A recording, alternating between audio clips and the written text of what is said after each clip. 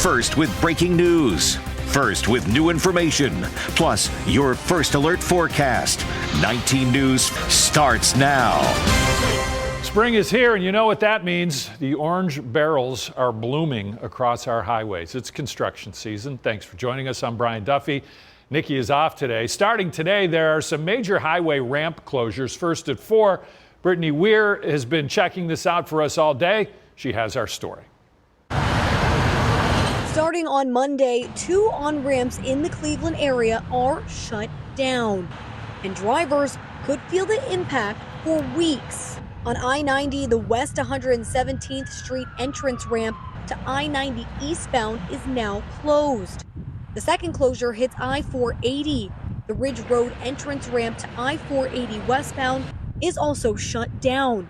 Brent Kovacs with the Ohio Department of Transportation says the reason for the closures is the pavement is being completely replaced. Tearing out all the old pavement down to the dirt and rebuilding the road from the ground up. ODOT says these entrance ramps will be closed for the next 60 days as they work on those pavement projects. But don't worry, there are detours in place. We have a simple detour to go I-90 west to West 140th and then go I-90 east. Our detour for the Ridge Road closure will be to take Brook Park to Tiedemann, and then you can get back on 480 there. ODOT is warning drivers to expect some frustration, especially in the early weeks.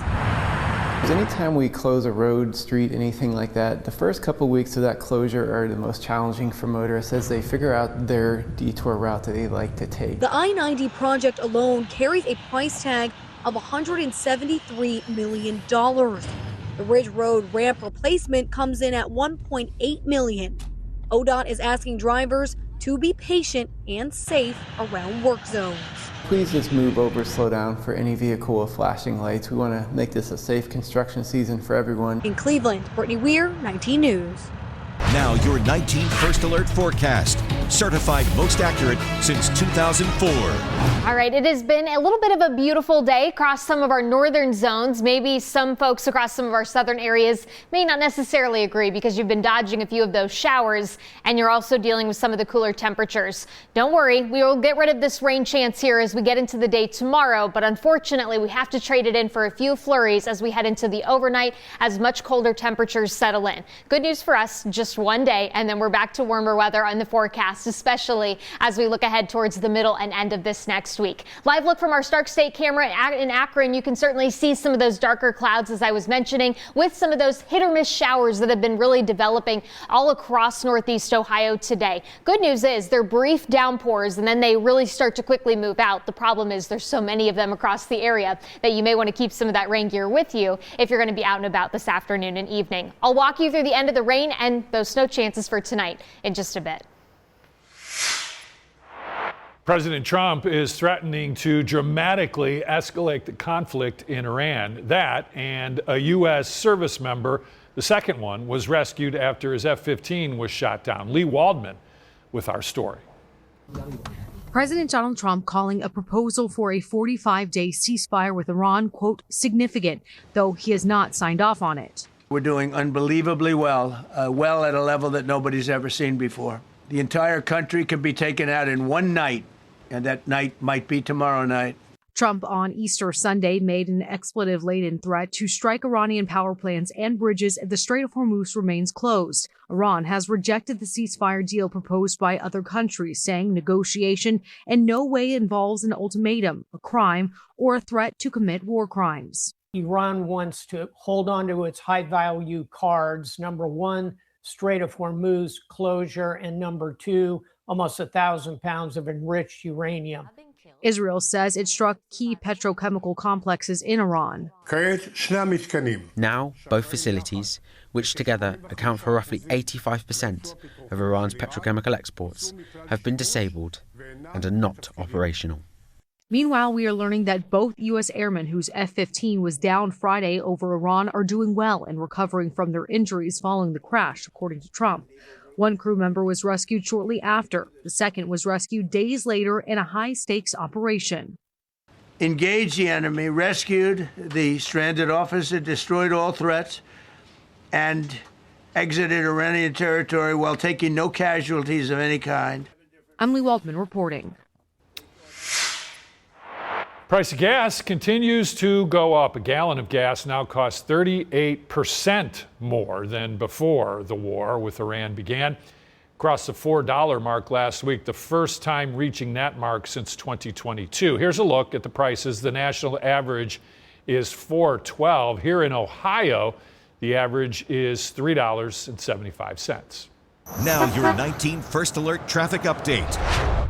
Taking a look where we have some rain hitting drivers on 271 and 480 right now, and also at the start of Route 8. So if you're about to be heading in this way of Northfield, Macedonia, or Twinsburg, you're going to want to make sure that you're taking it a little slower out there because we do have rain on those roads. And of course, as you should know by now, that when your wipers are on, your headlights also need to be on, even though it's not yet dark out. Not a suggestion, but the rule. We want everyone to be able to see you, especially if you have a dark or a gray car there. So if you're going to be around 271 and 480, the southern version of that intersection, you can see it looks a little ominous right there, a little darker, which is why we want those cars that are those colors to be seen by everyone. You are still looking a little bit better though, where 271 meets Route 8. But as for the rest of Northeast Ohio, I'm not seeing any crashes or breakdowns that are caused by this. So I want to bring you to 480 and 77, where I'm seeing the slowest spot right now, which is where drivers who are heading west on 480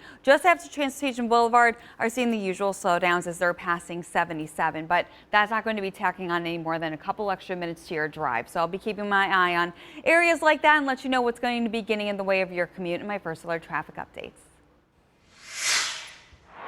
Greater Cleveland RTA is looking at some reductions to their routes. They want to hear from the riders. 19 data journalist Dan DeRose is here with the list of what may be changing.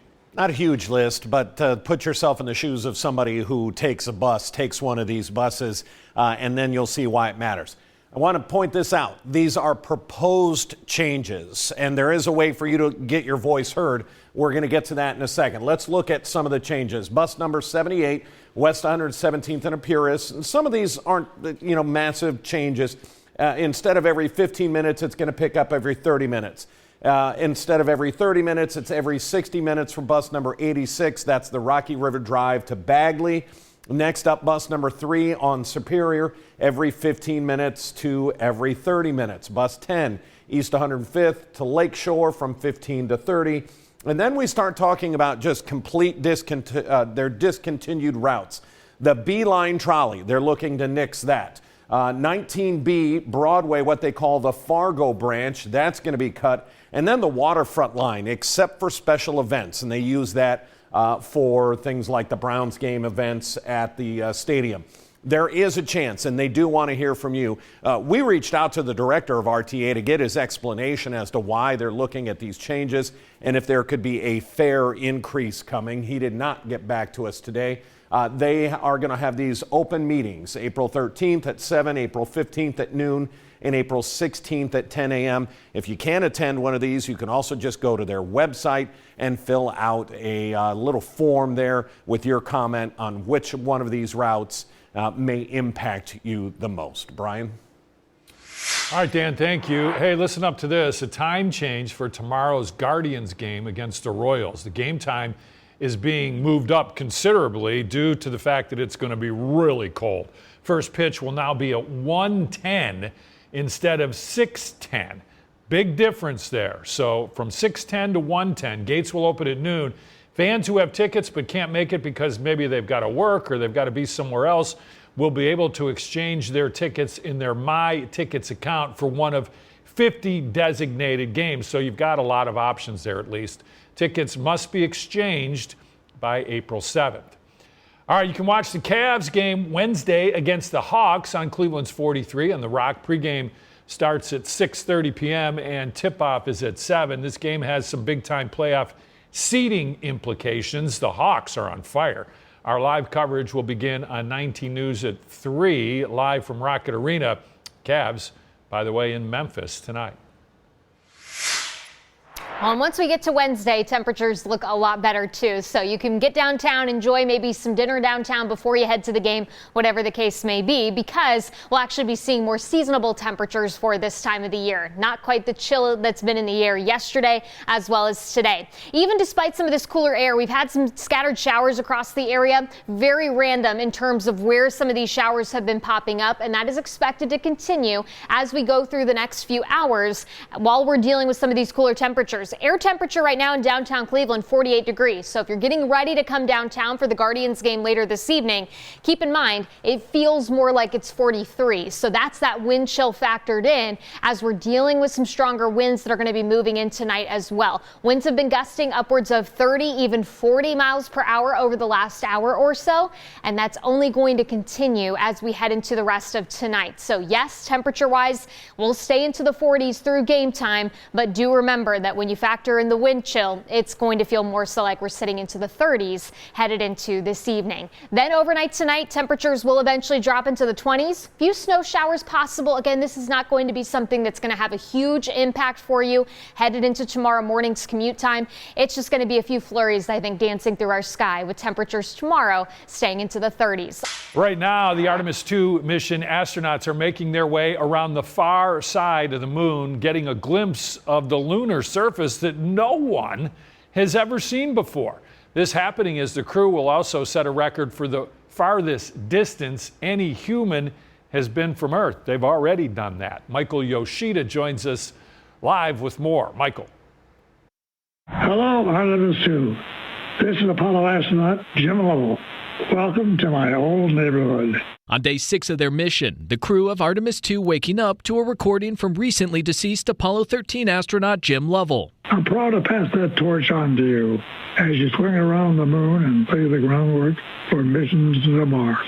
Their lunar flyby breaking his record, traveling farther from Earth than any human, and setting eyes on parts of the moon no human has before. We most importantly choose this moment to challenge this generation and the next to make sure this record is not long-lived. At their closest, an estimated distance of 4,070 miles from the moon, the crew will be surveying the moon's far side, which always faces away from Earth. The astronauts received extensive training from experts in how to scientifically observe the moon and its unique features. They'll be taking pictures, making observations, pretty much the whole day event. Views that can reveal more about its history, also noting details on soil composition, terrain, and other insights that will be vital to future missions. At some point, we got to go back to the surface, and we're doing a bit of a recon right now, in addition to testing the spacecraft. In all, the astronauts have roughly 7 hours to look, take notes, and photos during the flyby. We're going to learn an awful lot about the spacecraft, which is pretty paramount to set up for subsequent missions like Artemis 3 in 2027, and of course, the lunar landing itself on Artemis 4 in 2028. In Washington, Michael Yoshida. A couple of rescues caught on camera. First, this is new video from the Long Island, New York Coast Guard. They rescued 4 people Saturday night from a disabled 42-foot yacht. Police and responders were unable to help due to hazardous weather conditions. The yacht later washed ashore. The owner hired a commercial salvage company to recover the yacht. He'll do that when the weather improves. Firefighters cut this deer free from a fence. It was stuck. This is Forest Lake, California. The trapped deer was tightly wedged between its hips and ribs. The firefighters used a saw to cut through the fence before pulling the deer out, laying it on the ground. After resting on the ground for a few minutes, the deer, got up, said, "See you later," ran off. Tampa Bay Rays are playing their home opener as we speak in St. Petersburg, Florida. This is the first time the team is playing at Tropicana Field since Hurricane Milton ripped a roof off the stadium, caused some other damage in 2024. That's good for the Rays, but unfortunately, Tropicana Field is probably the worst stadium in baseball, so what do you get there? All right, first pitch was a few minutes ago against the Chicago Cubs.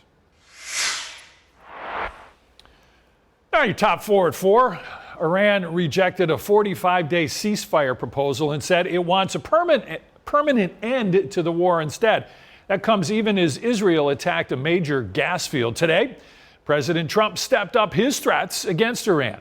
He pushed his deadline until Tuesday night, calling on the regime to reopen the Strait of Hormuz. He said, quote, the entire country can be taken out in one night, and that night might be tomorrow night. All right, in Collinwood, Cleveland Public Power crews are hard at work. Most everyone has power finally, but this area was mostly dark from Friday night. That left neighbors and businesses in a real mess. Easter dinners quickly went bad. There was no power for Easter gatherings. Tony's Beverage Center had to throw out food because they didn't have power for 3 days. Now, we've reached out to Cleveland Public Power several times about this issue. They're ignoring us. They have not returned our calls. Also in Cleveland, a big water main break happening overnight in the neighborhood. The water was turned off at about 11 last night. Police closed the road near St. Clair Avenue and Nottingham Road. The fire department was also on scene. Now, we are told that the main will be shut off and is shut off while repairs are underway. So right now, there are people without water in that area. We do not know how many customers are affected by this. We've reached out to Cleveland Water. We're waiting for an answer. Toyota is recalling over 73,000 cars and trucks. The recall covers certain 2023 to 25 Corolla Cross hybrid vehicles. They may fail to make a pedestrian warning sound when you put them in reverse. The sound may be quieter than intended, increasing the risk of a pedestrian crash. Toyota said they estimated this year, once available, it would be free. Letters will be sent out to owners by the end of May. President Trump and the First Lady presided over the 148th White House Easter egg roll this morning. The president blew a whistle to launch rounds of races on the South Lawn. Children dressed in their Easter best for the event, which also included patriotic activities to celebrate America's 250th birthday this year. President Trump addressed the crowd, and as you can see, even the Easter Bunny, even after a long night of filling baskets, made it to the White House. So today is a very special day. It's a day where we celebrate Jesus. It's a day where we celebrate religion. And it's an honor to be the President of the United States. Military families attended the event, as well as winners of an online lottery from every U.S. state and territory. The Easter egg roll dates back to 1878. Breaking at this hour, 3 bodies have been found after a house explosion in Troy, Illinois. The explosion happened late last night. This morning, a bomb squad arrived to investigate. Then the house caught on fire again. On top of the 3 people who died, one person was rushed to a hospital with significant burns. The sheriff's office said that a few people were able to escape uninjured. Also breaking, Indianapolis police confirm officers were called to City County Councilor Ron Gibson's home for shots fired. Police said there were no injuries, and it was described as an isolated, targeted incident. Gibson recently voted in favor of building a $500 million data center. The data center has seen significant pushback from the community. Terrifying moments when bullets started flying outside of McDonald's. 2 children shot. One of them grazed right across his chest. The 9-year-old was sitting in the back seat of a car on his way to the beach Saturday. Our Keith Grant spoke with the boy's father. We wanted to go to the beach because it was like 80 degrees. Brad Packer and his son Joseph stopped at a light in the Collinwood area on their way to Euclid Beach. We've blurred Joseph's face at Packer's request. The afternoon turning violent in seconds. We happened to be at that red light. We heard the screaming and the 3 teenagers took their hoodies off. Packer's car hit by a stray bullet when he says people started fighting at a McDonald's Saturday afternoon. We pulled off as soon as I heard the glass. His rear window shattered from a bullet. Packer pulls into a gas station. He wasn't hit, but then he hears his son in the back seat. The glass was broken and it was all over him, and he had the red spot on his chest. And I went back there and he's telling me that he's okay. But the way he said I'm okay, I knew something's not right. Why would he, just the way he said it. And I saw the red, so I was very, very worried and I didn't know what to do. Brad describing the wound as about the size of a quarter, saying the bullet came through the side of the car. The Packers had nothing to do with the fight. They were bystanders, stopped at a light. And I've called 911 and I told them there's a 9-year-old that's, I don't know what's going on. He got grazed in the shot, grazed in the chest. And meanwhile, there's like 4 or 5 police cars around. I told them I'm in the gas station. Not a cop comes over. Brad's son sitting in the back seat, surrounded by shattered glass, hit by a bullet, and he says no one was coming. I had to say, am I getting help or am I leaving? Like, do I just go to the hospital or do I just go to these police now? What do I do? We have a 9-year-old male, constant breathing. He's in the vehicle they shot. He has a wound on his chest. I eventually gave up on waiting for the ambulance and I drove across that intersection to where they had the car blocked off in front of Collinwood, and I was able to get the officer's attention. Throughout the chaos, Packer says his son kept telling him he was okay. She was much calmer than I was. She was braver than me. I was very, very scared. Packer says his son loves Minecraft, Chinese food, and days at the beach, just like this afternoon was supposed to be. Joseph is a very brave young man, and he's doing tremendous. He's very lucky that he just got grazed on his chest. Cleveland police have not responded to our request for information on what led up to the shooting at the McDonald's in the Collinwood neighborhood on Saturday. Keith Grant, 19 News. A Cleveland drug rehab facility is now facing criminal charges for failing to clean up mold found throughout that building. Now, you may remember last fall, 5 nurses turned to 19 Investigate, saying their workplace was making them sick. 19 investigator Mike Mason now follows up. The Cuyahoga County Diversion Center in Cleveland treats nearly 1,000 clients a year at its 50-bed rehab facility. It's run by Oriana House, an Akron-based nonprofit. Now Oriana is facing 20 misdemeanor criminal charges for not cleaning up mold found throughout the building last fall. The facility remains open today and continues to treat patients.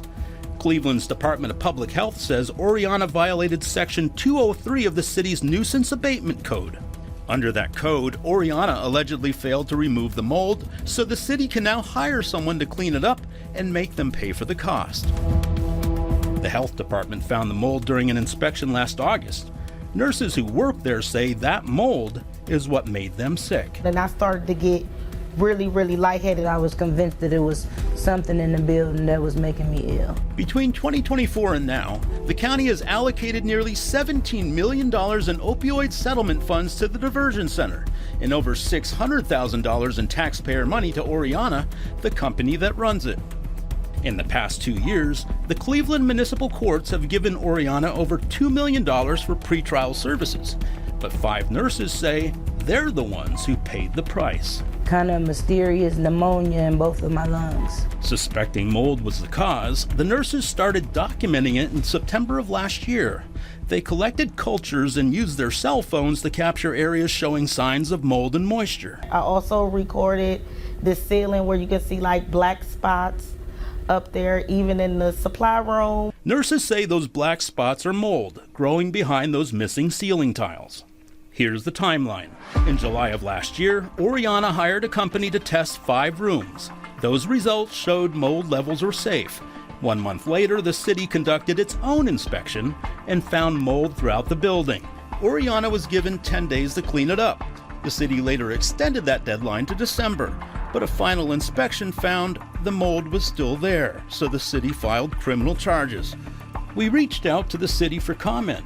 In an email, a spokesperson wrote, "The city has moved forward with prosecuting for non-compliance of the mold abatement order as we filed 20 charges against them, a clear indicator that we are taking this extremely seriously. We gave them an opportunity to rectify the issues, but unfortunately, that has not happened." We also reached out to Oriana for comment. CEO James Lawrence responded by email writing, "We will not communicate with you or your news organization Channel 19, which broadcasts or publishes misinformation and lies about our agency now or in the future. But our reporting is based on city inspection records, court documents, and interviews with 5 nurses who worked at the facility. They say the evidence speaks for itself." It's dangerous and something needs to be done. Oriana is set to be arraigned on the 21st of this month. The county tells us they can't comment on pending litigation. Mike Mason, 19 News.